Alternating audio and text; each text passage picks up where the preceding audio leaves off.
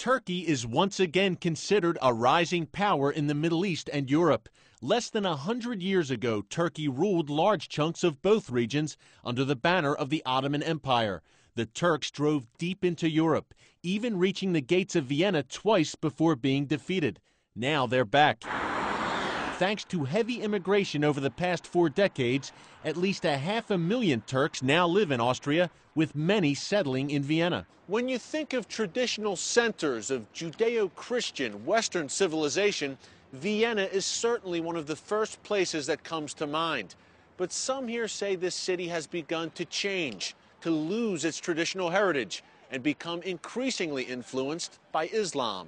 They are here to dominate, and of course, knowing a little bit about Islam, you can read it there.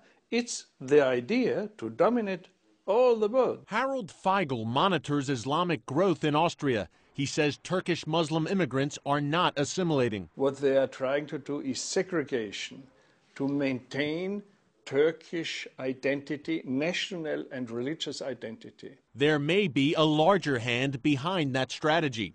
The Turkish government is home to a religious affairs office called Diyanet that approves imams and mosque building inside Turkey. Officials say Diyanet has a global vision, and its influence on Turkish immigrant communities across Europe is growing. In Austria, Diyanet has established an organization called Atib that reports directly to the Turkish government. They are the organizations which are building the mosques in Austria. A lot of mosques are organized by Atib. National law mandates that outside organizations cannot implement Islam in Austria. Yet, as CBN News discovered, Atib financed a multi-million-dollar mosque in the tiny Austrian town of Bad Vöslau.